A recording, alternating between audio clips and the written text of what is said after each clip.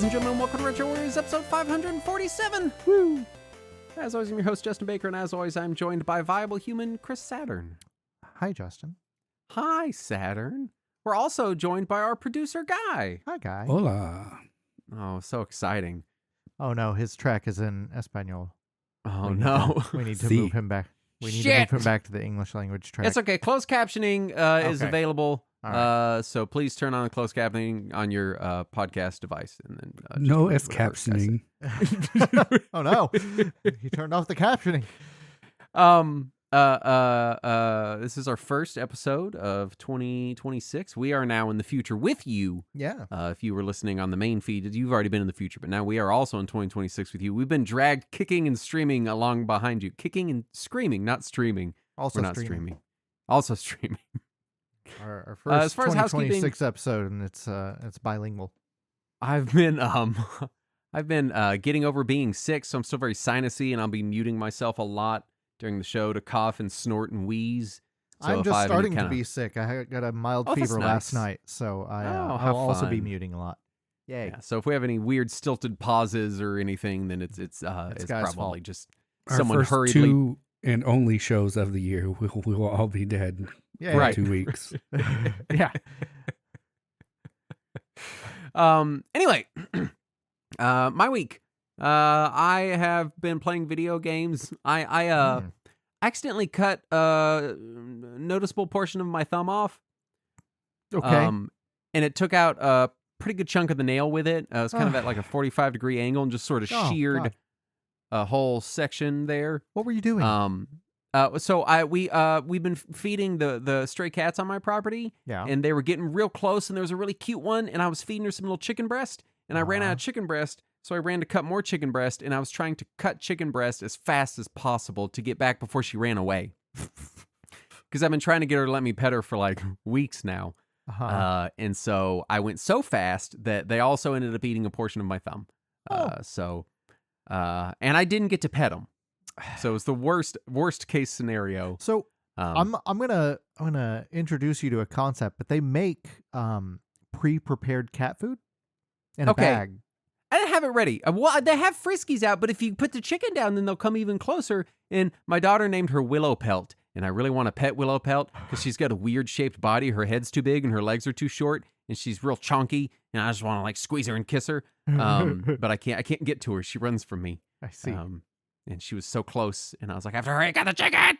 And yeah, so I cut my finger off.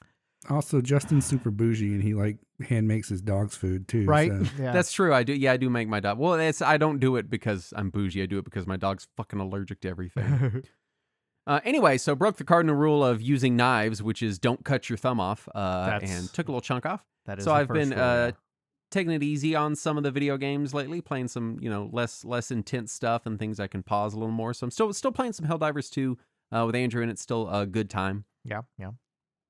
Also picked back up and have been playing Ratchet and Clank, the PS4 one that is, I believe, a remake of the first Ratchet and Clank, which is already kind of confusing because the story kind of starts in media res, and I think that's how it was in the original one too. So I was like, is this first? Anyway, it's really good. It's real fun because I picked up Rift Apart on sale a while back, and I was like, I've never played a Ratchet and Clank.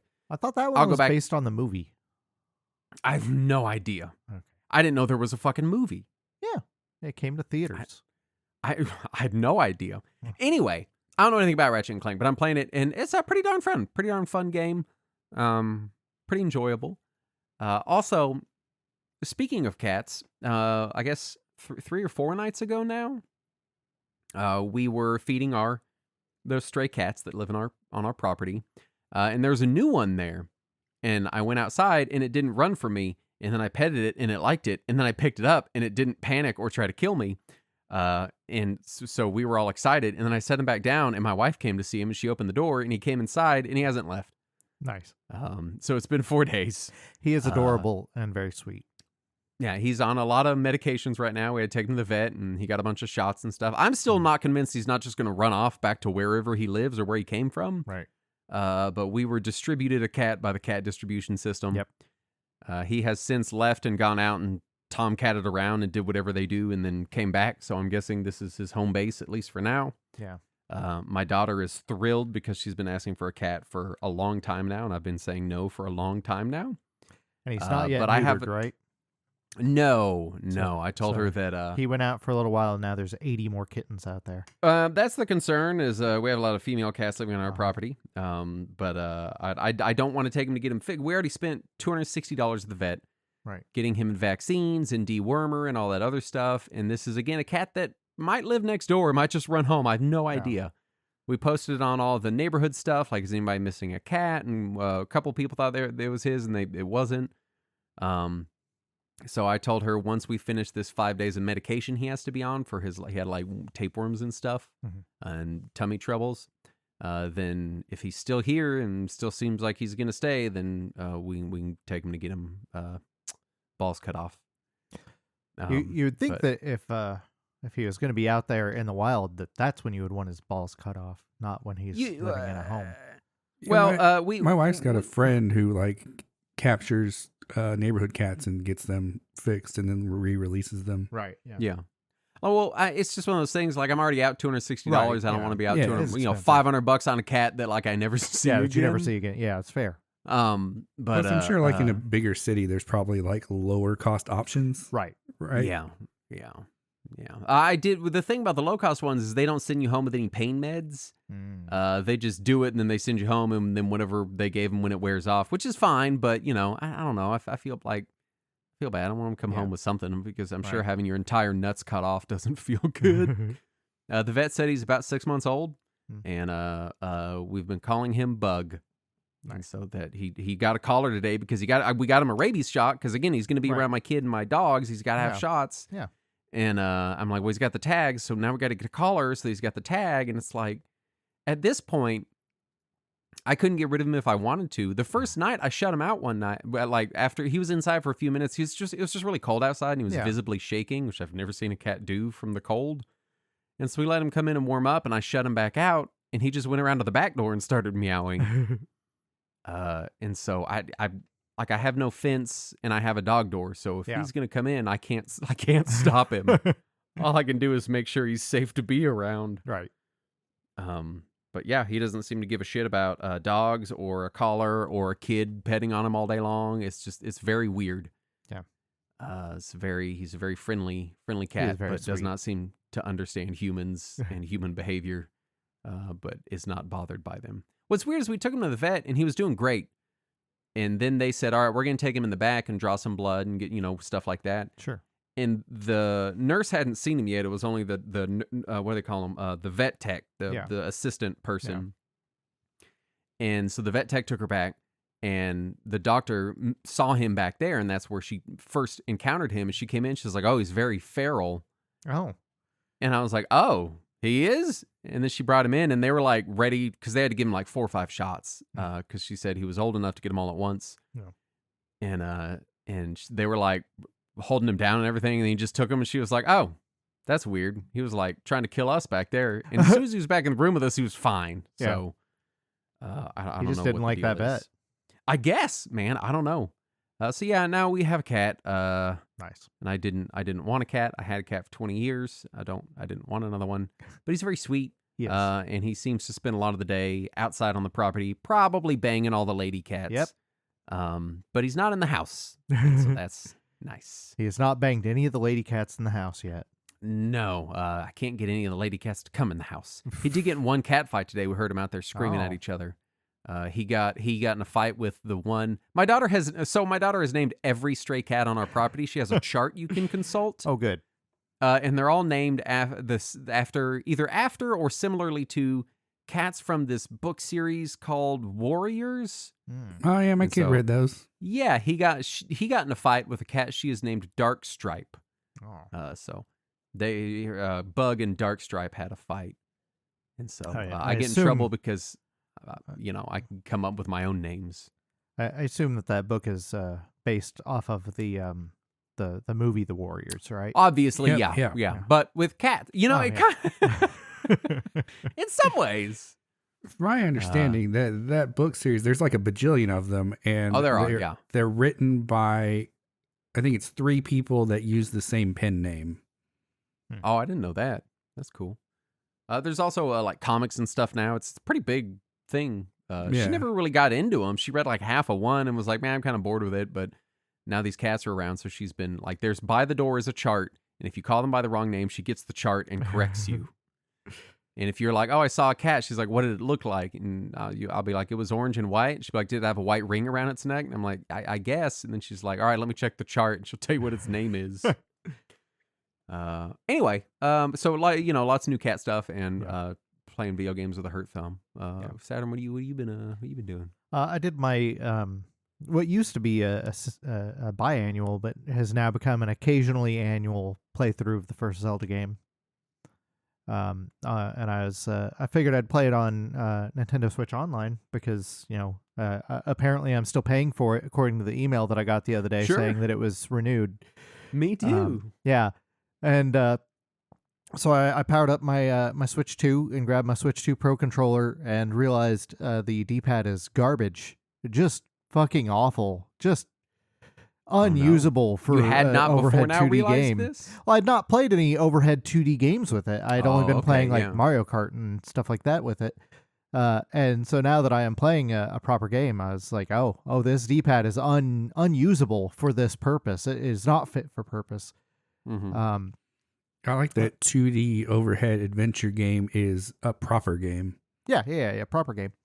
Well, proper game for a D-pad anyway. Like Mario Kart, it doesn't matter what your D-pad is like. You can use it. Yeah, as long as it does left and right, you're good. Right. Well, you don't even need a D-pad for Mario Kart. You're just going to be using the analog stick anyway. Oh yeah, right, the stick. Yeah. So I had started looking for replacement 8-bit controllers to use on my Switch 2, only to learn that my older 8-bit controllers have all gotten firmware updates to work on the Switch 2. So look at that. I just took the 8-bit that I was using on my old Switch, updated the firmware, hooked them up to my new Switch, and now they're working fine. But doing what Nintendo won't. Right. But yeah, by that point I had already finished Zelda because it's not a long game. It took me, a couple hours to play through the game and 100% it. But it was still nice to go back and revisit the original. I was gonna play through some of the Game Boy Mega Man games because I got that hand-drawn Mega Man guidebook. Oh yeah. How is that? Because I kind of wanted to order it, but also like I don't really love the first Mega Man. So yeah. Well, it also has the first Game Boy Mega Man in it. Oh, how fun! And it's neat. It does. It made me realize that it is missing one thing that I enjoyed in the old magazines that would hand draw the guides for the games, because those old video game magazines, anytime they had strategy for a game, they didn't have like the original developer maps or anything because that was expensive. So they would have like just some hand drawn maps of everything, but then they would intersperse pictures of the game. And sometimes it would be a high-quality screenshot. Sometimes it would be somebody taking a fucking Polaroid of a television. But there would still be the occasional screenshot of the game. And this doesn't have any of that. And I realize I kind of missed that a little bit. But other than that, it is incredibly charming, incredibly high caliber. And, of course, they have input from Capcom for all this stuff. So it has all the proper names for the enemies instead of like the fake made-up names that magazines would use back in the day. So it does feel like jarring in that way that it's got all of the proper canon names for all the little minor enemies in the Mega Man game right next to this super charming 80s style hand-drawn art. Right. It feels bootleg, but then is not bootleg. Exactly, yeah. But it is neat. I'm enjoying that. And I do plan on, at some point, whenever I can find free time again, sitting down and playing Game Boy Mega Man with it, just because I think that'll be a neat little experience. Yeah, I really hope they do more of those. Same. I imagine they will, but I really hope they do. And of course, I kind of want to buy this one just to support them because it's so cool. And of course, the same guy has done several unofficial ones. But those weren't printed physically. You just have to download them. Yeah, I've got his. He had a Patreon for a little while where it was he would just do like little 2-3 page guides for a bunch of games, and I had several of those till I quit doing the Patreon, presumably to work on this. I would assume. But yeah, so hand-drawn game guys has had a little bit of a rocky trajectory, what with cease and desist letters and stuff from certain shitty companies being shitty. Yeah. Guy, what you been doing? Well, somebody was kind enough to write "duh hockey herder." Yeah, was it you? No, it wasn't. Yeah. So apparently, I've been doing hockey herder. We'll never know who wrote it. It's a mystery. That's weird. No, I've been playing StarCraft 2. Nice. Getting ready for this episode has put that RTS bug back in my ear. Nice. So that's been fun. Been playing Arena because and I'm sure I'll talk about this later, but like StarCraft 2 is hard and takes a lot of manual dexterity. So my go-to like big brain game is Magic the Gathering at this point because I just can't do StarCraft sometimes. Yeah, my hands hurt. That's fair. So that's fun, and it's it's a winter season. They're doing kind of cool shit on Arena, and it's the Avatar set, Avatar: The Last Airbender set. So it's been fun to play. Oh yeah, so I've been playing NCAA football, and I have to mention this because I caught a snippet of y'all while you were talking last time we were recording about making the computer playing itself or whatever. Yeah. I don't remember what the context of that was, but you're making fun of it. But that's what I do now. Nice. I'm gonna run my simulations. Yeah. So there's a mode where like you take over as a school, right? And then you like recruit the players or whatever. And then like the way that I had been playing is just like sim the game and like advance to the next week. It does a sim or whatever. And then, it goes on. Yeah. What I'm doing now is I'll go into the game and put it on like slow mode and watch the computer play itself with the players that I've picked. Nice. Or recruited or whatever. And so it takes like 45 minutes to get through a game. Dang. So I'll watch the game and I find myself like cheering at my players or cursing at them, more often than not. But it's an experience and it's kind of fun. Yeah. Yeah, at that point, it's not that different than just watching it on TV, I imagine. Yeah.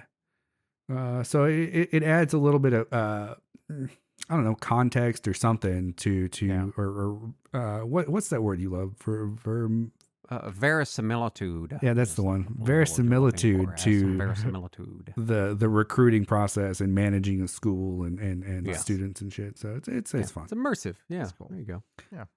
And then also been playing a little bit more Trails from Zero. I'm in chapter 4.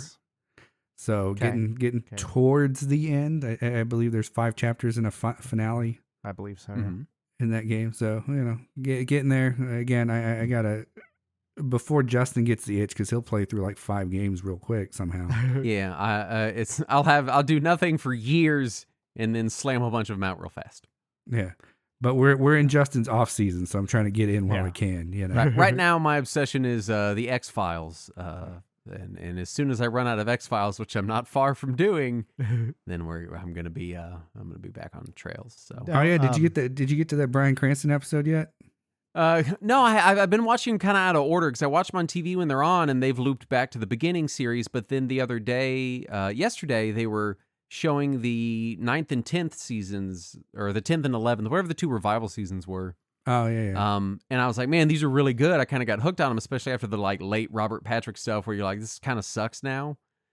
So then I watched the entirety of the very last season. Well, no, I got 2 episodes left. I got like 2 episodes left and then I'm done with it.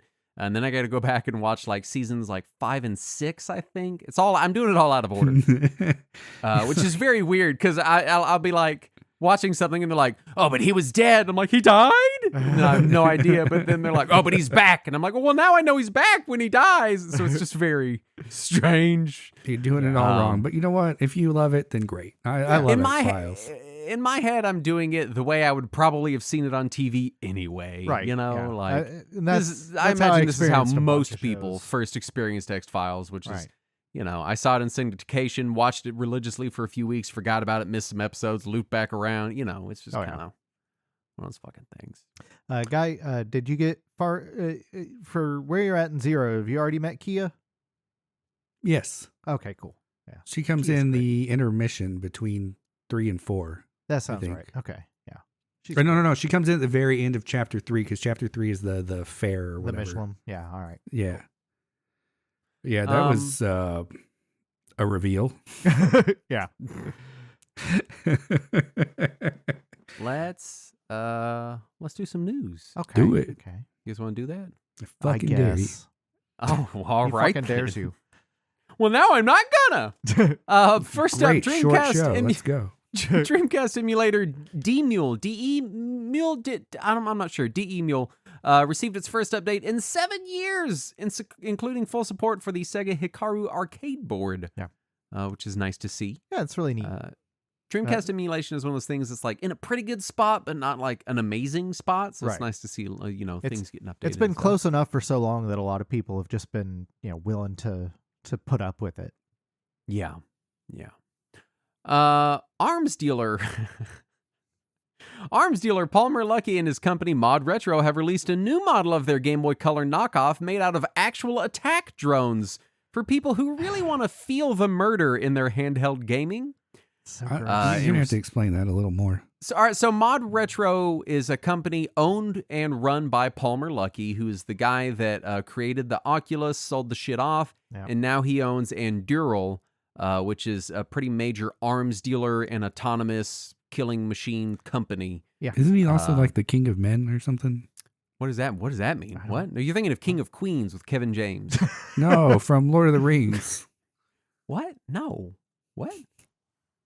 Never mind. No. I'm not a Lord all of right. the Rings person, so I can't Look, I didn't follow. get your joke. I'm sorry. Anyway, he made a company to make a by all accounts relatively decent like FPGA Game Boy Color knockoff thing. Yeah.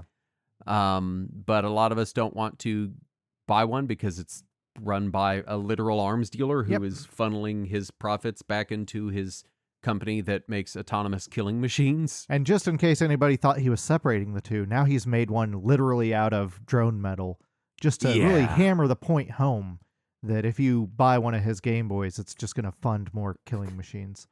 And it's Anduriel, the sword, Aragorn's sword. I thought you were making a joke on his name, and I was like, whose name in Lord of the Rings sounds like Palmer Luckey? I don't get it. Anyway, so yeah, he just kind of is being an extra piece of shit about it now, and Yeah. I've seen all the arguments up and down. Some people do the whole thing, well, there's no ethical consumption under capitalism, just buy whatever you want. I'm Right. not one of those. I'm like, man, Yeah.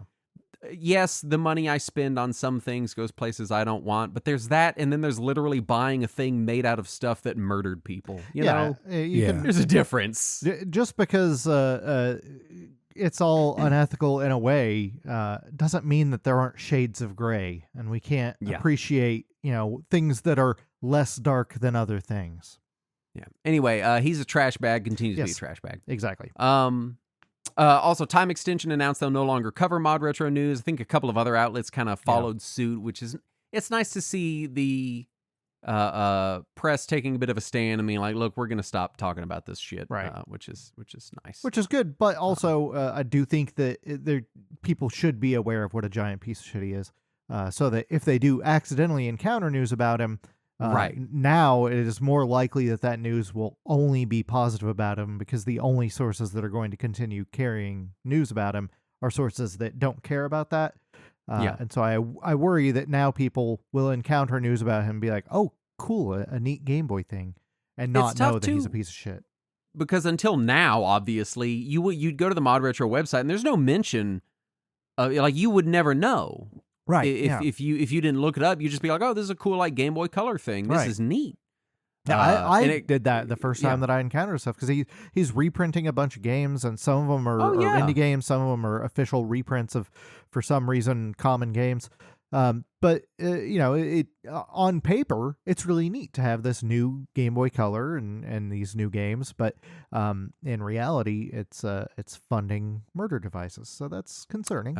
Yeah, and now being made out of murder devices. Yes, and now So being made that's- literally out of murder devices. That's nice. Metroid Prime 4 sold only 3,000 physical units in Japan in its first week. That is abysmal. Yeah, that is a not good number. Pretty and- low. I'm assuming that's across Switch and Switch 2. I assume they I just believe lumped them so, yeah. together. Okay. And Did they only make 3,000 or? No. Nah. No, Metroid is historically not terribly popular in Japan, and first-person games are historically not terribly popular in Japan. But this is It's because you still- can't see their feet. right? Yeah. I haven't picked it up either, just because I am not particularly interested in first-person games. In as much as I enjoy Metroid, I'm not in love with the Metroid Prime games. And some of the reviews I've seen of it are mixed. So I don't know. I'll probably pick it up when it's cheap, but I don't know if I'll ever get around to it just because I still can't finish the first one because I find it dull. I would very much like to play it, but I'm presuming that the Switch 1 version doesn't run well, and I don't have a Switch 2. I've heard it runs close to 60 FPS at 1080. Oh, really? Whereas that's pretty good. the Okay. sequel runs 4K 120 solid. Or the Switch 2 version, rather. Yeah, runs 4K I mean, I'll 120. take 1080p 60 all day long. Yeah, well, I've been maybe told I'll it's look into that pretty then. close to locked 60 on 1080p. Yeah. Valve is ending production on the original LCD model of the Steam Deck. This isn't shocking. They have a bunch of new Right. hardware coming, and they've had the OLED model for a little while. Yeah. So, it sucks. My hope is that they keep selling parts and stuff for the LCD for a Right. long while. Yeah. That's really my concern. Is keep those parts coming. Yeah, but at the very least, the because- OLED model is still available. So it's not like the Steam Deck itself is going away. It's just Right. that original Yeah. model, yeah. McDonald's Japan and Square Enix had a Dragon Quest crossover event with adorable marketing and questionable menu items. Did you see these Could I menu eat items? a slime? I did not know. Oh no! One of them was a fish patty with some tartar sauce and some red chili sauce on it. Another was a burger that also had a chicken patty on it. So it was like beef and chicken and some other weird topping. I think it might have been some like soy like topping. Anyway, very questionable food items on this. It did not look appealing at all. When I first saw the fish one, I thought it was like a chicken parmesan sandwich, and then somebody like translated the text, and it was a breaded fish patty with red chili sauce and tartar. It's none of it looks good. Here, I'll paste an image so that you can see this. I don't want to see. I'd put it in the main general chat a week or two ago. I must have missed it. But it's none of it looks. I'd try a bite of any of these. Yeah, I don't. I'd try a bite. I see a lot of mayonnaise on one of them. I'm okay with that. Which one? Okay with that. The bottom one, the is that bottom not one. mayonnaise? Yeah, that one. Yeah. That one's just like a general burger. Looks like. But I don't know what they have to do with Dragon Quest monsters. Me either. That top one, it's beef and chicken and some sort of barbecue soy sauce and some sort of pepper mayo sauce and some like slab of bacon instead of like crispy bacon. I do know in Japan they have very different bacon than we have bacon. Right. Because I had a friend that lived in Japan for a while, and he's like, I miss bacon so bad. You I know, was like, they don't have it? And he's like, they do, but it's different. Yeah. not it's a for little nothing, chewier. but the top one does kind of look like the monster with his tongue sticking out, and the middle one does kind of look like a slime smiling. Guess. I don't think the middle one's supposed to be a slime smiling. What's the little silhouette next to it? The What is silhouette is the great saber cat.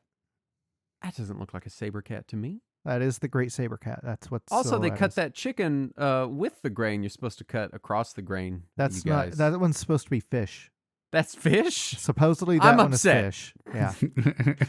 Indie Game Awards disqualified Claire Obscure from awards due to use of generative AI, and they did follow up and say, hey, we're not going to do this anymore. So a reasonable response to generative AI being Yeah. used and a reasonable response to people pulling I think this was all very reasonable. Yeah, and what they had used the generative AI for was background elements that they had already had their artists replace by the time the game had released. Just the first issue of the game was before that was patched in correctly.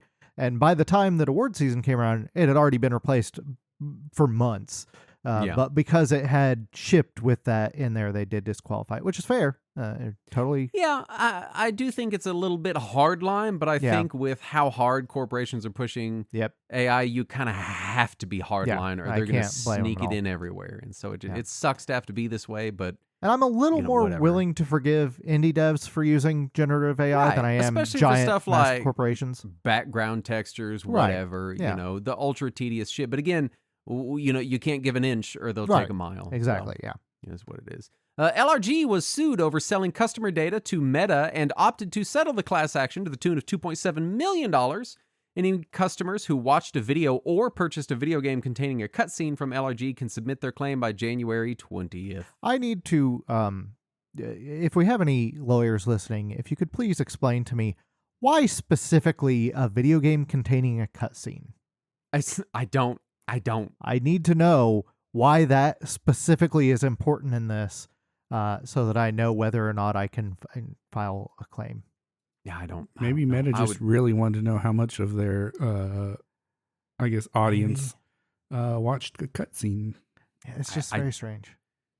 Yeah, it's either a weird thing to ask for, or we're being observed more than we thought, which is really saying something, because I just assumed that everything I do. Well, my other question is, watched, maybe it's a legal distinction as far as they can only claim the damages based on video, since the thing specifies watching a video or buying a game with a cutscene in it. It's got to be some non-interactive part somehow legally applies to this more than the interactive part. I don't know how though, and I would like to know. So if anybody is fluent in legalese and is familiar with this, please let us know. Yeah, let us know. Tommy Tallarico is now operating under the fake name Sammy Salazar in backgammon tournaments. Now, I want to say this. Mm-hmm. Tommy Tallarico has been in backgammon tournaments for a long time now. Sure, This is not a new thing. Right. But now he's going under a pseudonym. But now he's under a pseudonym, but it's very, very much him playing as Sammy Salazar, and it's odd. I have it's a backgammon tournaments down in Florida, I think it was. Yeah, I have to ask, is his mother less proud now that he's not even using his real name? I don't know. And I someone didn't mention this. I don't know if it's true or not, but someone said these are pay-to-play tournaments too. So it's not, he showed up and paid the money to play. So it's under a fake makes name. it even kind of sadder, I think, in a way. Yeah. Decompilation of the GameCube port of Twilight Princess, as well as Harvest Moon 64 and Dr. Mario 64 have reached 100%. I hope this continues to accelerate before Nintendo figures out how to stop it. Now, granted, these are just decompilations, so really they can only be recompiled right back into the same format. Somebody has to put in the effort to port it or whatever if we want to play it on another platform. But either way, I'm very excited specifically about Dr. Mario 64 because I hope that somebody carries the ball and moves on to Pokemon Puzzle League. That'd be nice. One of the few N64 games that is trapped on N64 that I would like to play on other platforms. Yeah. Vince Zampella, co-founder of Infinity Ward and developer of Call of Duty, tragically has died in a car accident at age 55. That sucks. Yeah. That sucks to hear. Yeah. And unfortunately, a couple of publications in their headline on it specifically referred to it as a Ferrari accident, which is technically true, but it does feel like it is diminishing any empathy from it. Yeah. Trying to demean in some way. Yeah. Like, look, man, if I co-founded Infinity Ward, I'd be driving a fucking Ferrari too. Right? I mean, Seriously. come on. And finally, the Final Fantasy IX anime adaptation may be back in production with a French animation studio, which is all very exciting. Yeah, That'd be supposedly for release in 2028, which You might I'm have sure played we'll the game all for no remember by reason. then. You could have just watched the show, Sam. Right? Could You have seen fool. animated Queena instead. I only finished the first disc, so, Well, you got plenty to look forward to then. There you go. There you go. Which brings us to our topic at hand, which is Strategy Bootcamp. Synopsis: by the end of our boot camp, you'll be ready to wage war. Lives are in your hands. Any decisions you make are not the fault of our training. Oh my God. This is our strategy boot camp. We're going to teach you strategy. By the There time you we're go. done, anything you as do far- is not our responsibility. As far as scope, we are not hardcore strategy game people. Mhm. I would say Guy, who you're specifically here because you are, I would say hardcore at one of them at least. Yeah, that's fair. This is why you're here to talk to us. But for the most part, we are not, as a group, hardcore strategy game people. We are casual fans of the genre at best. Yeah. We won't be covering any hardcore historical stuff, Europa Universalis, in-depth Crusader Kings, that kind of stuff. If you're playing those and you're into those, you don't need this boot camp. You're already you're already in the sea, floating adrift. You're already at least a general. We can't help you. Yeah, I But tried so playing that's- those games and was immediately lost. Right. Yeah, that's outside of the scope. This is for people that are like, hey man, strategy games sound cool, but I'm having a hard time really kind of dividing the line between like, where's a good place to jump in? What's going on? What should I look at? Because everyone, because it's one of those genres where like people that are really into it are into the really hardcore shit. Right. And it's easy to forget where you started and what the simple games were, because for a lot of like really hardcore strategy nuts, the simpler games, they're not exciting anymore. They've graduated beyond that, you know. And since none of us have ever graduated beyond that, and we've stayed in strategy game kindergarten, I think we are well poised to discuss the genre for other people that are. Guy is at interested least in in strategy game high school. Oh, okay, Guy, you're in strategy game high school. Saturn, we might put you in first grade. You played a lot of Civ, so I played a lot of Civ might be and pretty a good lot at of Civs. Koei's strategy games on NES. That's true. That's and true. some Advance Wars. I want to start with the genres we're going to be covering, the kind of the sub-genres of strategy we're limiting ourselves to, which is going to mostly be RTS and 4X. Grand strategies in this list too, but I don't think any of us are going to really be mentioning any of that, but it is technically encompassed. But this is mostly RTS and 4X stuff, which for me is kind of the bread and butter of the strategy sphere, as it were. I do want to mention other subgenres that are still strategy games, but we are not covering them here. Yeah. City builders, very much kind of strategy games. They can have their own those episode. more sim than strategy. Maybe, but it depends on them. It depends on the game, fair, which one we're talking about. Tower defense is kind of strategy adjacent. That's true. Yeah. Colony management games. We're not going to be covering Dwarf Fortress and RimWorld and stuff like that. MOBAs are very kind of RTS adjacent. Yeah. Auto battlers, squad tactics games like Mario Rabbids, XCOM, Valkyria Chronicles, and strategy RPGs like Tactics Ogre, Final Fantasy Tactics, Unicorn, Overlord. These are all strategy games. Yeah, technically. You can kind of argue your way into saying that almost any game is a strategy game. Right. Almost all of the time, because words mean nothing. We're in the post-fact future where we can just kind of say stuff. So question for you: which category would Advance Wars lump into? I don't know. I don't know. Me either. It's not an SRPG. It's not a squad game. No. It's not real time. No. But it would lump in there with Fire Emblem too, which I'm not in. That weird genre of Fire Emblem Advance Wars likes. But I'm also not including. Fire Emblem almost leans into strategy RPG, but Advance Wars definitely does not. Does not. But their gameplay is very similar. What about ActRaiser or whatever? I am excluding mixed genre games where there are strategy elements, because that is going to include tens of thousands of things. ActRaiser's more of an action sim than it is an action strategy, I would think. I feel like most people, when they dip into the strategy genre, and this has at least been my experience, and maybe it has been y'all's as well, when you first dip into the genre, it is 4X and or RTS. That seems to be where most people kind of or get Advance their Wars, start. wherever that is. Right. So before I get into kind of, I'm going to cover a little bit of history, and then we're just going to talk about games. I didn't leave a section in the notes for it, but if we wanted to talk individually about where we kind of started with strategy games, and I'll go first. For me, it was probably Pikmin dovetailing right into Warcraft 3. So I was like 12-ish whenever it became a thing where I was like, hey, this is a thing, and I like this thing, and I want to play more of this thing, and I enjoy this thing. And it took me a long time to find the stuff that I liked. And also, strategy games are kind of one of those games where you kind of got to be a little bit older to understand a lot of them. Especially by the time we were hitting the early aughts, whenever I was, kind of becoming a teenager. And it kind of dovetailed right into high school with Relic's games that they came out with, which I'll talk more about later. So that's kind of my strategy game pedigree. Saturn, what about you? For me, it was probably Genghis Khan and Romance of the Three Kingdoms on NES.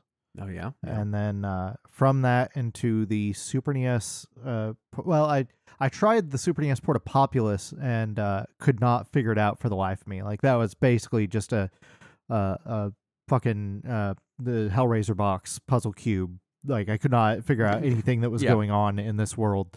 But then the Super NES port of Civilization, got into that for a little bit. And then my neighbor got me hooked on Warcraft 2 when that came out. And then from there, I moved into more Warcraft, StarCraft, Civilization, and kind of stayed on that course. Yeah. Guy? For me, first encounters was probably Age of Empires, I would think. Okay. Like the first one? Yeah, the first one back in like Nice. 97-ish. Nice. Yeah, me and my buddies that lived down the street would play a lot of Age of Empires, and I played through the campaign. I think there was a campaign in that. Yep. Yeah, and then we would play games against each other and stuff, and it was a lot of fun. Nice. Yeah, no, that's about it. I was going to tell a whole story Okay. about how I thought a game was a different game, and it doesn't even matter right now. Some history. Now, obviously, this is going to discount a lot again because you could argue that damn near anything is a strategy game if you really want to be pedantic. Right. You know, is Pokemon a strategy game? It feels like one, but also is not. I don't There's know. strategy involved. There's also playing a role involved. There's also action go. involved. There is an you go. adventure. I guess technically you could say my first encounter was Battle Chess on NES. Right. Yeah. Right. So I'm discounting the obvious things like physical strategy games making their way to video game form because there's a lot of early chess checkers Go, that kind of stuff. Played a lot of and- Othello on 2600. Yeah. Yeah, and these tabletop games are very much kind of the a lot of the foundational elements of strategy games in the tabletop world too. Is where a lot of it kind of grew out of. Yeah. But in 1964, Mabel Addis created the Sumerian game for the IBM 7090 mainframe, and in it, players go through 3 reigns of 3 different Sumerian rulers, and you're working to allocate resources and just like maintain a prosperous city. And there's all these like it seems like the main thing you're battling is weather, like weather sweeping through. And it's like a multiplayer game, so there will be 2 different islands, and you're just trying to kind of maintain the most prosperous island. So, question for you, Justin. How many Sumerian rulers can you name? Out of respect, I will name 0 because that's of how much. probably the right choice. Not a 1. I think I can name at least one. I think I'm at least one. Which one? Sargon? Don't Is say it Hammurabi- like a question. Is Hammurabi? Was Sumerian? Hammurabi Sumerian? I think he might be. Hammurabi might be one. I feel like we're playing Name That Tune. They just look like idiots now. Was Ashurbanipal Sumerian? I don't remember. Sure. That might have been Babylonia. I don't know. Anyway, as far as I can tell, there's no real combat in the game. It's just kind of a real-time strategy economic simulator thing. In 1972, Invasion was released for the Magnavox Odyssey. It's a basic strategy game about players invading each other's kingdoms, but it comes with so it's like a full board game, complete with cards and pieces, but you're resolving combat by what amounts to Pong matches where players can curve the ball. Nice. So you're like, all right, we're playing the game. Great. You and I are fighting. So we're going to go up to the Magnavox Odyssey, and we got 2 paddles, and there's an overlay that looks like a castle, looks like shit. Nice.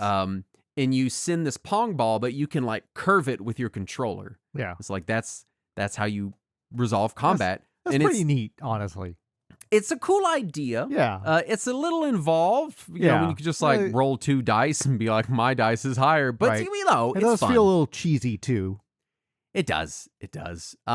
It was touted as the first console strategy game, but honestly, it's kind of more of a video game assisted board game, and the game part of it is not really a strategy game. It's like weird Pong.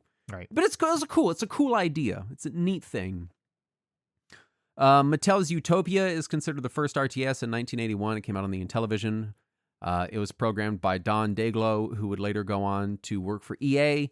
Also worked on the original Neverwinter Nights, so it could be said that he had a formative role in the creation of MMORPGs as well, because the first Neverwinter Nights was an online game. Right. The AOL Neverwinter Nights. Yeah. Oh no, I mixed them up. What? This is the one with you control an island and you got the weather and stuff. Oh, okay. The Sumerian game was different.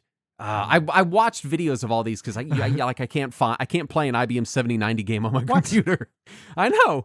I mix them up. This is the weather one. I'm sorry. I see. The Sumerian one, I think. God, I'm trying to remember what that one looked like. I think it was just a bunch of numbers and shit. It was very hard to parse. But yeah, so Utopia comes out. And then there's a little bit of there's a few other games that come out. There's a couple Japanese games that come out. Ancient Art of War comes out in '84, and then by the late '80s, early '90s, we're getting Herzog Zwei and Dune 2, which are pretty big in this kind of the strategy space. And all of Koei's stuff. allegedly Brett Sperry, the guy that made Dune 2, coined the phrase real-time strategy, which I don't know, that might be Plausible. apocryphal. I'm not sure or not. And by then we're getting into the 90s with your Command and Conquers and your Right. StarCrafts and your Warcrafts and That's all late 90s though. yeah, but we're moving into it. I mean, Dune 2 was 94, I I think. think so. That was mid 90s. No, 92. It's 92. Okay. I'm sorry, it's 92. And then StarCraft was 98. Yeah. But yeah, Command and Conquer is somewhere in the mix there. What was that? Was that Right. late 90s? That was 96, I think. 96, 97. 96. So yeah, 4 years after Dune 2. So once Herzog's Vine, Dune 2 kind of hit, those are big in the strategy space, and then it just sort of kind of becomes its own thing, Yeah. right? All that's just leaping right past your 4X stuff like Civilization, though. It does. Now, we did a whole episode on Civ, Right. So the Civ pops up in there as well, and Yep. Alpha Centauri, and Oh, yeah. all the Sid Meier's stuff. It's hard because these things, again, strategy is such a broad term, Right. that it didn't really grow as a discrete thing. It was No. just like, yeah, A lot of all different games, things. And they Yeah. all feel like they were just, I don't want to say adaptations, but they all felt like they grew from the tabletop and wargaming community. Yeah, And it just kind of felt, merged that into the electronic video gaming world. it's hard to kind of a question of like, do you want all your action to happen at the same time, or do you want Right. to take turns? Yeah. Right. And it's hard to parse all because it's not like Doom, where Doom came out and then everyone cloned Doom. Right. So it's pretty easy to see the Yeah. lineage. With strategy, there's no real one like this game made strategy games, Right. and then everything was a Warcraft like that. Just there's not. I mean, that doesn't exist. some of it kind of does because I mean, there were sure, there but were the ones strategy that genre popularized, was but they for all sure. popularized different subgenres of strategy as a genre. If you're looking at broad overscope strategy as a whole, no one game made it. But when you look Right. at each individual subgenre, like Civilization made 4X, and Sure. Dune 2 and Warcraft made RTS. So there, Right. there are those flashpoints, but they are subgenre flashpoints. Right. Subgenre watershed moments Right. do absolutely exist. And there are clones. There were Warcraft yeah, likes. absolutely. My point was just that it wasn't this direct DNA Right. lineage Yeah, that we can just definitely. kind of point to down the line and say strategy game number Right. 1 and then strategy game likes came out. It's just, it grew more organically than that. They all basically adapted from Schengen Kings. There you go. I do want to spend a moment to talk about kind of competitive play. Guy, this is why we brought you in here, because you, at least in the past, maybe not so much anymore, were a competitive RTS player. Mhm. Yeah. And neither Saturn nor I think, would ever classify ourselves as competitive in mindset or capabilities Nope. in any RTS or strategy game to begin with. Yeah, well, and to preface that, like to say that I'm a competitive player is more of I attempted to be a competitive player, right? Yeah. You You know, You enjoyed competitive play anyway. Yeah, I enjoy competitive play. I enjoy playing online. I would say there is a gap between my skill level and like the top of the ladder, and Sure, then there's another sure. similar gap between the top of the ladder and professional players, right? Right. Like to give a sort of context to my particular skill. But no, I did enjoy it and enjoyed following it, and you know, it's a lot of fun. And like, I guess to give some, you know, history and context, like obviously when you're talking about a strategy game in any context, there's the potential to play it against other people and not just Right. against the computer. Yeah. But there wasn't really an organized way to do that for a long time. You know, with on the Blizzard side of things, you had Battle.net where you could, you know, randomly match with a person, but there wasn't any kind of ladder structure necessarily. Right. You had, I think with Warcraft 3, they had like an online ranking system that was based on your win-loss, but that didn't affect your matchmaking one way or the other. Right. You know, stuff like that. But StarCraft and Age of Empires really caught on to this idea of gamies as a spectator sport, right? Yeah. Mhm. You know, you've always had game competitions, like Saturn was in a game competition in the 80s, right? Yeah. Right. Yeah. You know, but you know, the drawings of you know, thousands and then eventually millions of viewers at a time, really started kicking off with the RTS genre. I remember when the first StarCraft got the whatever patch number it was like 1.05 or 1.06 or something, the version that finally allowed you to spectate other people's matches. Mm-hmm. And I remember being so excited because I had a bunch of friends who played a ton of StarCraft, and now suddenly the rest of us could actually watch their games instead of just being told about them later. Because we were so sick of being told about these matches. Yeah, we and could it lied adds to, something lied it. to about these matches. Right, yeah. The ability to spectate a game instead of just like you said, being told about it is Right. it adds a whole nother dynamic. Yeah. And the culture around watching games really came out of South Korea for a large part. Yeah. Where for whatever reason it hit that cultural zeitgeist. And Koreans were sitting around at bars watching televised StarCraft matches. Yeah. You had a professional StarCraft league that spawned up and still exists and still runs. They run more StarCraft 2 these days than StarCraft, but that's how time works, I guess. Right. And so they had, like I said, they had watch parties in bars. They were dubbed Barcraft, which is kind of fun or funny, and eventually that sort of spread internationally, and now you have internationally like bars that are dedicated to watching esports. These days it's more probably like League of Legends and what hero shooters and stuff like that. But Right. Yeah. it really started and kicked off with RTS. Oh yeah. And StarCraft, the original StarCraft was the biggest of the games in that sense, and there were a lot of Korean people who had like full-fledged gaming careers, and being a pro gamer became a viable thing because of that, right? Yeah, there was that fear of playing StarCraft online back in the late 90s of am I about to match up with somebody who both doesn't speak my language and will kill me in 3 seconds? Yeah. Because it always happened. And then like StarCraft 2 came out, and I think it's 2011, 2010, something like that. Yeah, it was 2010, 2011. Yeah, and it's supplanted StarCraft as like the go-to esport. Right. And that was also around the time that League of Legends started getting big, and the MOBA genre started really taking off.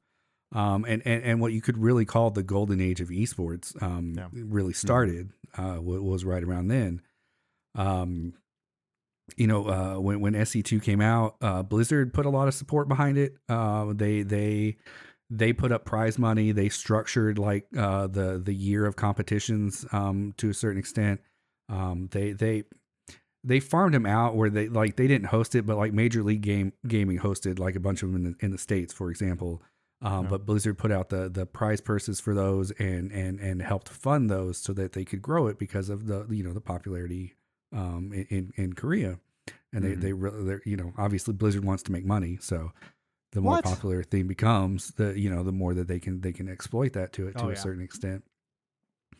And SC2 was the launch of BattleNet 2.0, which was also, I hated it first.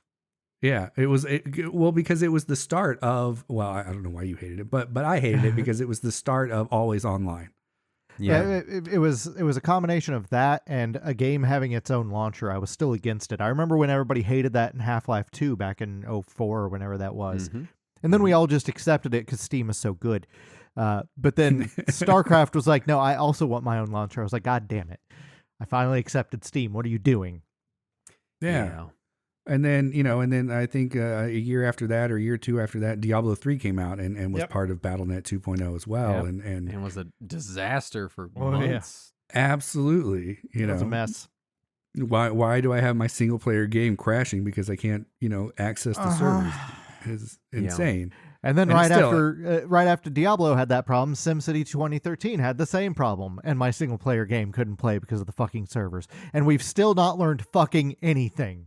No, if anything, it's gotten dramatically worse. Yeah. Yep. Yeah. Like everything's always online now, and it's I hate it. And there's something to be said that online high speed online access is more widespread than it used to be. Sure, absolutely. But in a lot of rural areas, it's not. It's still not there. Yeah. Hello, it's me. Yeah. and it hindered tournament play to a certain extent, because a lot of this StarCraft 1, like the popularity stemmed from the fact that you could run a tournament on a LAN, right? Yeah. Without any need to connect to Blizzard servers or whatever. Right. And then you could do what you want with that footage or whatnot. And that's why they were able to do that. But now when you have to rely on a, I guess, first party servers to be online and accessible all the time, you can only have so much growth in your tournament space. Yeah. Right. When StarCraft 2 came out, I was living out in the middle of nowhere where we had no home internet connection. We could only connect through our phones, and I had just gotten my first Android phone with 3G. And so in order to even install StarCraft 2, I had to tether my phone to my laptop, and I was just so upset. Oof. Jeez. That sounds terrible. I lived in Louisville, so that wasn't a problem. Yeah. But it's interesting to see where we've come from where we started and Right. having been a part of that, right? Yeah. So yeah, and to its credit, I suppose, StarCraft 2 and League of Legends really led to the rise of game streaming and we're in conjunction with YouTube, as well, but like really like Justin TV started taking off, and eventually I don't know if they got bought or rebranded to Twitch. Yeah, they rebranded, yeah. But those were the two flagship titles that really carried those in their first years. Yeah. And then the idea of video games being a spectator sport that people wanted to watch, and then people were like, decided, hey, well, if you want to watch, StarCraft, maybe you want to watch me play an MMO, and people were like, no, that's dumb. But no, people tune in, and now everybody's a streamer. I do wonder how much of the why strategy games seem to kick that off had to do with the fact that, one, it's easier to commentate, and it's kind of easier to watch as an uninformed viewer. Like, I can watch people, like, I can understand the concept of I'm looking at these two people doing a war at each other, and I can kind of see troops moving and see battles happening. Like, I can kind of understand that stuff. But a lot of other games, like watching a first-person shooter, is especially at this time, it's exhausting. It's extremely fast. It's they make a lot of movements that you're like, why are they like bobbing up and down? Like, I don't get what's happening. Right. And likewise, like tournament fighting games are also like, things are so fast that if you don't know what's happening, it's hard to appreciate it. Where a strategy game is kind of just more of a macro lens that you can look at it through and be like, I don't really get all the details going on, but I can see waves of troops crashing into each other, and I can see who's losing people and whose buildings are getting blown up. Like, that's pretty easy. And it's a little slower and kind of, slower in the context of fast-paced video games anyway. Right. Competitive RTS is very fast. Right. But I feel like there's also comparatively. there's more build-up in a strategy game as well, where you can see the there's an strategy arc. forming, and you can see like the bases being built, or you can see the tech tree being climbed or whatever. So you can, even as a spectator, you can see the progress being made up unto the conflict. So it does lend towards spectating a little better. Yeah, and it's got that back and forth too, where like surprises happen, where you're crashing two similarly sized armies together, but because one positioning is better than the other, all of a sudden, the larger army like loses to the smaller army and shit like that, right? Right. Yeah. So it definitely has that sort of sportsy back and forth and unexpected outcomes and things like that people get excited about. Right. Which also happens in like fighting games and stuff, but it does feel like it's easier to parse it as somebody who doesn't follow the genre with a strategy game. It's just you get a bird's eye view of everything. Seems a little easier to commentate, which I like. Being able to appropriately commentate. Yeah. At least for me, whenever I do get into something competitively or semi-competitively, and I'm watching it, I need good commentary. Yeah, that's fair. And pointing out strategies and things as they happen, and it's tough for faster paced stuff. Oh yeah. Yeah, I have a couple of friends I used to play StarCraft with that are now, I think, Overwatch commentators, and nice. It's what they practiced, right? When we played together, like we played on a team or whatnot, and they would stream our games and they would commentate them, and it's neat to watch their kind of career take off. But and you have people that have been commentating StarCraft games for decades at this point, who are in video game Hall of Fame territory and shit like that. And it's neat. It was neat to watch that growth and be a tiny part of it. Yeah. But the last thing I want to say is just a tiny little anecdote. There's a prize pool for a StarCraft tournament in 2011. Yeah. First place, $500. Second place, $250. Third place, $150. Fourth place, $100. And fifth through eighth place each got 25 Bitcoins. Which at the time felt worthless. What is that? Yeah. Around $250,000 right now? Is Give or that take. Something like that. I guarantee you, none of them kept them, and they're like, Oh, I'm "Fuck, where are my sure. fucking bitcoins?" Yeah. Right. Scaling back a bit because this is Yeah. a boot camp. We do want to talk about kind of what we look for, why we like them personally, and I have a feeling we're gonna have 3 different takes here, so Probably, I'll kick us off. I'm always after a campaign of some sort and a robust offline, preferably skirmish mode. Yeah. Thankfully, most strategy games tend to provide both of these things. It's not a big ask. I'm also a big fan of having a large number of factions. As a non-competitive player, like I know for competitive players, less factions is just less shit to learn. Right. And so it's nicer for them. For me, I'm not competitive. I'm not going to get good at it. I want 50 fucking factions. I want as many as I can get.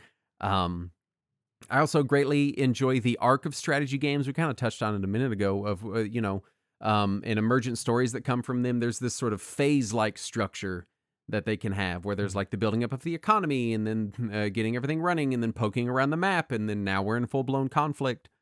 2 games with the same factions on the same map can just play out completely differently, which is interesting and fun to me. Yeah. And I don't know what it says about me, but one of my favorite things to do in specifically RTS games, and this is a thing I look for the ability to do a lot, is to play co-op with a friend and just entrench ourselves in our bases and never attempt to win and just defend off the enemy as long as we possibly can This as is they your try home to break now. through. This is where you live. Yes.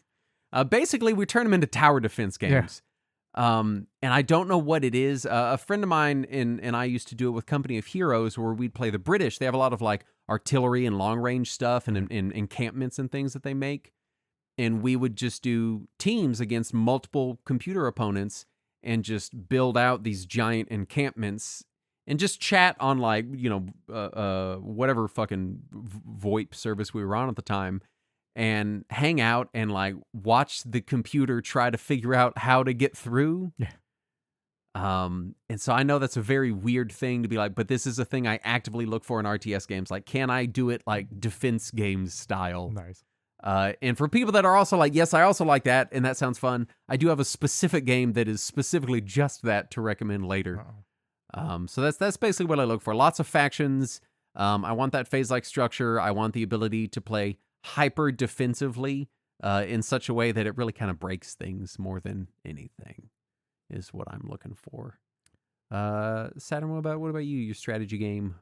What you look for? I want an optimal strategy. I want there to be a correct choice. Yes, I want there to be, and granted, there's still always going to be variables even in the correct choice that could end up leading to failure. But I like knowing that there is some way you can optimize your gameplay. I like that idea of it. I also really like cooperative more than competitive. I like when I can be teamed, especially when I can be teamed with another human against the computer, because that's my favorite. The robots need to be taught their place. Right. Take that, AI. That's right. Take that, primitive AI. But also I do like I don't want to say simplicity, because I can appreciate some complexity as well, but I like when you can narrow it down to simple choices for so maybe like an efficient or clean design. Yeah, something nothing too jumbled or weird. Right. Yeah. Like I don't mind there being 100 different things I can do every turn, but when you can narrow it down to a few different, like how a lot of tabletop board games work, where they're like, in each turn you can do these 3 things, but each of those 3 things are like 1,000 different things you can do. But it kind of narrows it down enough to where you don't have the entire weight of your empire on your head in every second. You know what you're going to be doing, if that makes sense. Yeah. Each general turn. But, Easy turn planning. If for that matter, I like turn-based more than real time to narrow that down. But yeah, I know you're much more of a 4X fan. Yeah, I do tend to prefer turn-based things. Not to say that I don't love some real-time strategy from time to time. Sure. I'm just bad at it, and so I tend to lean towards the things that my mind can comprehend better. RTS games always have this house of cards effect for me where I feel really good. I'm like, this is going good. And then as soon as that first card falls, it's a spiral. And I'm like, oh, fuck. You know? Yeah, as soon as somebody attacks me the first time and I realize that I've spent my entire time just trying to build as many farms as I could, and everybody else and has you have 1,000 one little units. soldier that instantly dies. You're like, oh, shit. Like, oh, shit, everybody else was playing a fighting game. I was over here building my city. Guy, what about you? What do you look for? I mean, really, my entryway into any game really is a robust campaign. Yeah. Okay. You know, even outside of this genre, I think we were talking about, you know, Battlefield when you were into it, like for a month or whatever. Like I didn't. I'm still playing it. I'm still getting my daily rewards. Right, because you have to. It's your job. I'm mad at it, but I'm still playing it. But like I didn't play with y'all because I wanted to finish the campaign first, right? Yeah. I was briefly very confused when you said Battlefield. For some reason, my mind parsed it as BattleTech. And I was like, what campaign is there for BattleTech? BattleTech does have a campaign. Oh. Yeah. The tabletop? Yeah. The tabletop. Yeah, lots of campaigns. Oh, okay. Actually, dozens and dozens of them. Right, but not like one canon campaign. I mean, it's off topic. All right, anyway. But sort of, yes. But like, you know, with Age of Empires, like, it introduces you to the concepts in the game in a gradual manner, and by the time you finish the campaign, you really feel like you are in control of this army and know what it's doing. It's like a long tutorial. Absolutely. Yeah, absolutely. Yeah, it's a long tutorial with Age of Empires specifically, a little historical information. Yeah. Civ is sort of historical things, right? But don't tell a history teacher that. Yeah. Well, I mean, you know, Gandhi has his nukes, so right, it's fine. You know, and I don't know. I don't like squads, right? So like Company of Heroes, I fucking hate Company of Heroes. Oh, I love squads. I hate squads so much. Like when go ahead. I was gonna say when like Civ went to where you could stack army units on top of each other, I stopped liking it as much. You could always, even in the first games, you could stack units on top of each other. Could you? It seemed like you had to have them adjacent. Civ 5 was the first one where you had to have them adjacent. Yeah, that was the adjacent one. So you're probably just thinking opposite. Maybe it's the other way around. You're right. Liked it, and then liked it less. Yeah. Or liked it. You know what I'm saying? Yeah, no, I got what you're saying. So, you know, and I don't know, for whatever reasons, like managing and like keeping squads together and splitting them apart and things of that, I don't love experience for squads. Again, this is all Company of Heroes at this point. I just specifically. Well, really, all the Relic games. Dawn of War has it too. Yeah. You know, that was my big complaint in Warcraft 3 as well. Is the hero characters that could gain experience. I did not care for that at all. See, strangely enough, I like those. Oh, weird. Like because the majority of your units don't have levels, but you have this 1 to 3 units depending on how many heroes you get, right, that get special abilities that you can use and stuff like that. You can resurrect that specific hero and when they die and stuff. It is different. Yeah. My big complaint with Blizzard's RTS games, as far as the campaign goes, is they always have those random levels where you can't build a base at all, and you're just given a predefined selection of units to go through. You have to play really efficiently. And I'm like, this is not what the game is like. What are you training me for? I've played multiplayer StarCraft. This is not StarCraft. Why am I'll tell you what they're training you for, because I suck enough at the game that it happens to me all the time where you're like, all right, they destroyed all my buildings. All I got is these 7 guys left. What can I fucking do with 7 guys? The game's over at that point. So, Right, but I still want to blow something up. I've got to get my vengeance. StarCraft ends the game as soon as your bases are destroyed. Right, but maybe they just destroyed my secondary base, or are all my barracks, you know? Or I got my fucking starport floating in the corner of the map. Well, I do want love to... doing that. I do want to move forward with game recommendations to start with, specifically piggybacking off of Guy, because my first two recommendations are Dawn of War and Company of Heroes. Okay. But let me explain, because I get what you're saying. I hear that. But again, one of the things I look for is emergent stories. And in Dawn of War and Company of Heroes, your squads can level up, and then when they die, they're dead. And it's just a regular squad. They just get a little bit better at being a regular squad, right?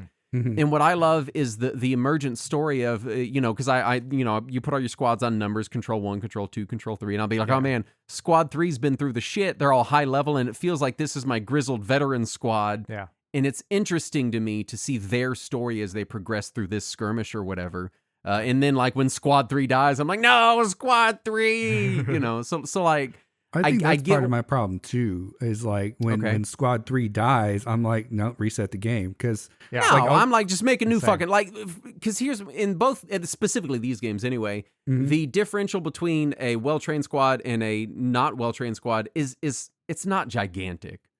Like on open terrain with the exact same weapons and number of characters firing directly at each other without retreating, like yes, the more experienced squad will probably win, but in regular combat, you kind of hardly notice. Yeah, but I know in my head that other team would have been more optimal in this situation, and it totally bothers me, and I'll reset my save file just to go get them back. Oh, that's why I hate XCOM games. I mean, I love them. Yeah, same. But as soon as a character dies, I'm like, oh, I'm going to start over. Well, Same. XCOM's different. That's different because I love it takes me a XCOM, long... and it makes me so angry. It takes me a long time to get my XCOM guys up. My Company Heroes, a high-level squad is like, we're talking 5 minutes of gameplay. Like, there's no... You know what I mean? Like, we're not talking 17 hours of I've been equipping these people. It's like a 30-minute skirmish, and 5 minutes of it, squad 3 got really good, So even I have my limits, I do too, but that's why I like it. Like, I enjoy getting attached to them and seeing their story and caring. I guess what it is this, at its core, is it makes me care about individual units in a different and fun way. And I like that, like to feel that little tiny loss when squad 3 dies and whatever, and to know that in the grand scheme of the strategy game that I'm playing, it doesn't really matter, but it's fun. I like that attachment. It's fair. So Warhammer 40K Dawn of War and Company Heroes, both THQ published, Relic developed.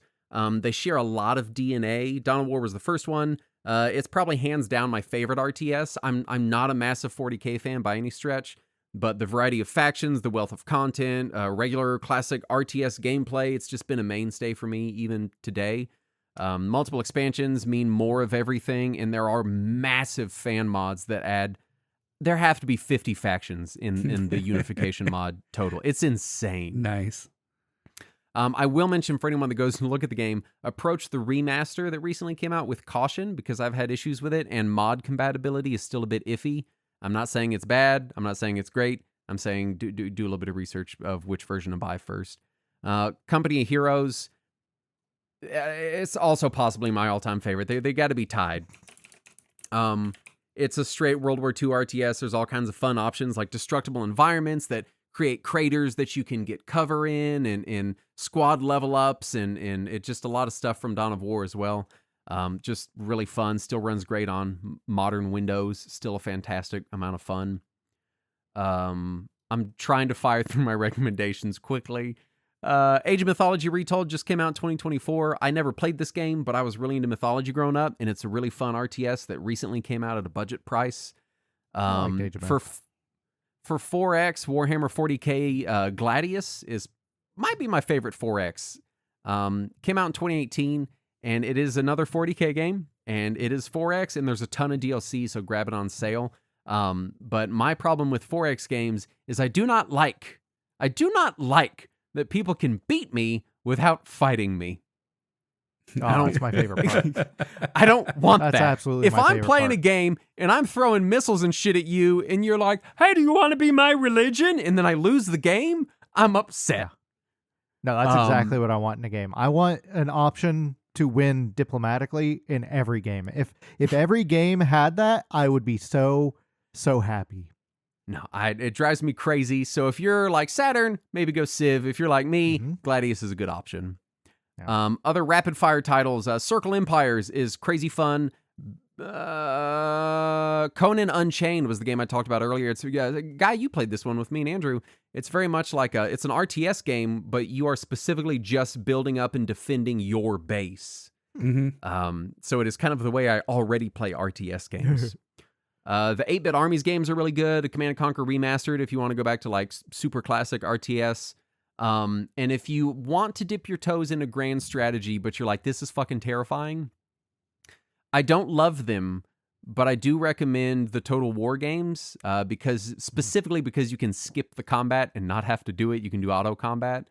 And there's a variety of them covering a variety of like, at this point, real and imagined historical periods between the Warhammer games, and then you got Shogun and medieval and all sorts of stuff.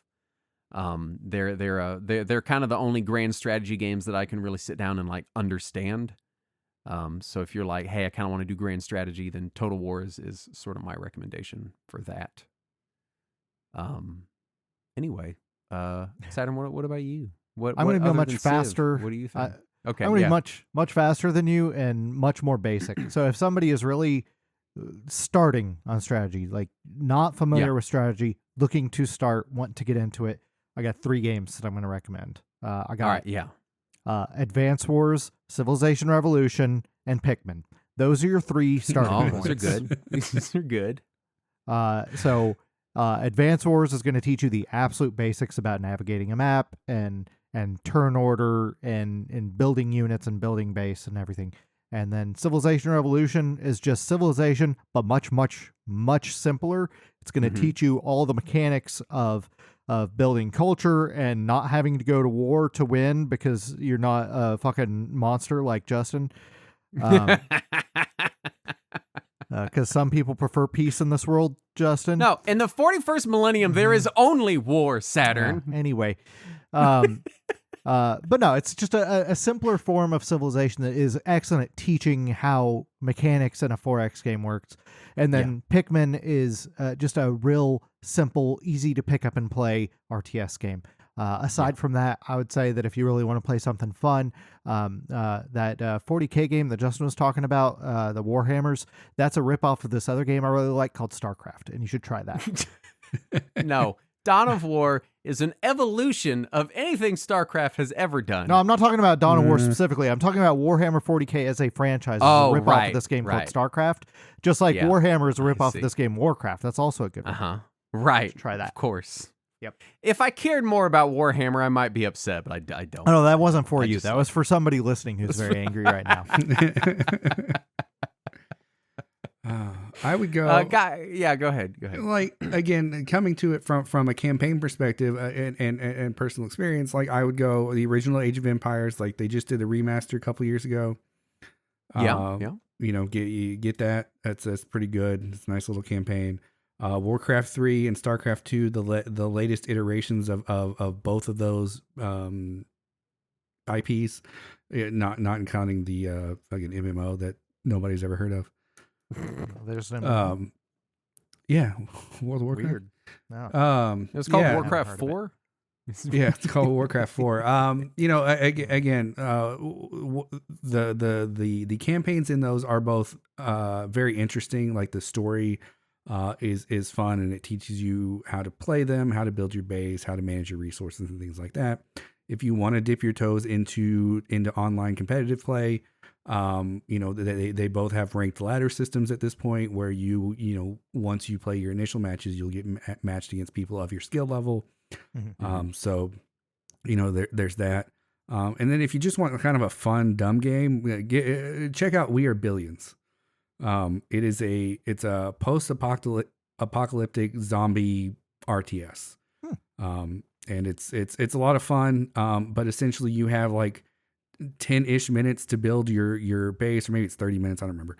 You have time to build your base, and then all of a sudden they send waves after wave of zombies at you. Is this the same as They Are Billions? Oh, that's the one. They Are Billions. Okay. They Are Billions. Yeah. Okay. It's a good game. And then AOE, Warcraft, and StarCraft are all on PC Game Pass at this point. So if you have Game Pass, they're included to check to try. It did not occur to me until just now that now Age of Empires and Warcraft are owned by the same company. Yep. Yeah. Oh man. I will say Which is this. why I don't have a problem recommending them, because they're not owned by Right. Activision. Yeah. Right. Yeah, that's fair. I'll say this too, because you recommended the earlier AoE games. AoE 4, I played a bit of and has a really, really good tutorial that kind of assumes nothing. Oh, okay. So for strategy game neophytes, it might be a good on ramp. Because I don't know how good the tutorial in the earlier games are, because I didn't play it because why. But AoE 4, like, it's very like piecemeal. I don't want to say handholdy, because it was fine enough that I played it, but it was very, very like that. Yeah. So I was just gonna throw that out there. Nice. No, that's good. I think the original AoE, it was just, you had different missions that sort of limited your options of what you could build, and then the next time you could build more. So, it sort of introduced you to the concepts of units. But yeah, if AoE 4 has kind of refined that process, then that sounds great. Yeah. And don't hold me to it. I haven't played enough of the other ones to compare. But I remember I played it and I was like, this is a really good tutorial. Like, if I didn't know anything about strategy games, this would be pretty good. Hardware recommendations. PC is kind of the obvious choice. Yeah. If the most strategy games live on PC, and thankfully a lot of the really stone cold classics run on just about fucking anything, because they're from the before times. Yeah, I think everybody can agree that the only hardware recommendations are going to be a PC or Famicom disk system, right?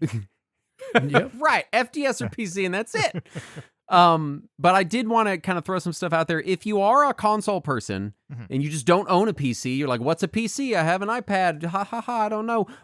Then you're not totally out of luck. There are some pretty solid strategy games to be had. Saturn, you mentioned Pikmin games. Any of the Pikmins are great strategy games, and they very much teach you a lot of RTS kind of stuff. Without being an RTS, you're not having to manage multiple squads and all that. It's just a simplified RTS.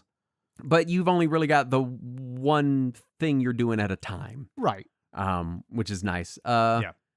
Crusader Kings 3 came out on console if you really want to see what's up with these grand historical-ish strategy games. But it is... you're going to be doing YouTube tutorials to figure out what the fuck's happening. Yep. Civilization has come to console in recent years with full releases of the main games, and then some of the older spin-off games are available. Like you said, Civ Rev is around. There was one that was like Civ Go or something. Am I imagining this? I don't remember that. There was a mobile game called that, I think. That might be what I'm thinking of. Okay. Halo Wars, originally released on 360, but has since been made available and remastered for Xbox One, and is thus on the Series X and S. And they're really good console strategy games. I don't know why I threw this in here, but Goblin Commander on GameCube is a strategy game. Wait, hold on. You have Goblin Commander on your list, and not once anywhere in this document have you mentioned anything that Koei put out. No Romance of the Three Kingdoms, no Nobunaga's Ambition.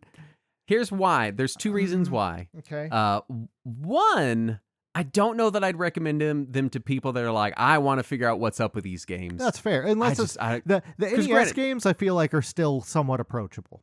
Like, I've played a lot of Romance and a pretty good amount of Nobunaga's Ambition. And I feel like, again, if you want that, you don't need us. Fair. You don't need this, you know. But if you're curious, I really enjoy them. They were kind of my second, third stepping stone into the strategy game genre. I started on Romance 11, I think. I started on NES. The NES ones are still relatively approachable. You might need a manual or something. Yeah, you definitely, because it's really just like, here's a grid of numbers. Right. And you're like, oh. But it's not an overwhelming amount of options to you, just because it is limited by the NES hardware. I would say how much you enjoy Romance and Nobunaga's Ambition, the Koei games, is directly proportionate to how much you enjoy spreadsheets in general. I do love a good spreadsheet. Because if it's a lot, then you will love them. Yep. If it's none, then get ready. Just get ready. Also, we mentioned it earlier, Herzog Zwei on Genesis. It is a split genre game, so it wasn't included here. But that was a console strategy game. You know, they are out there. But again, if you have a PC that does anything, if it runs any version of modern Windows, then chances are there are some fantastic strategy games from our lists here that will run on it. At the very least, even need fucking Windows, Mac OS and StarCraft, Linux you know. have most strategy that's games. true. I mean, if it can run an operating system from the last 20 years, it can run StarCraft. Right. So you're good. You're already Exactly. good there. Yep. No, 25 years early. Yeah, realistically, if you can run any operating system from the last quarter century, it'll probably play StarCraft. Yep. So you could get your foot in the door there.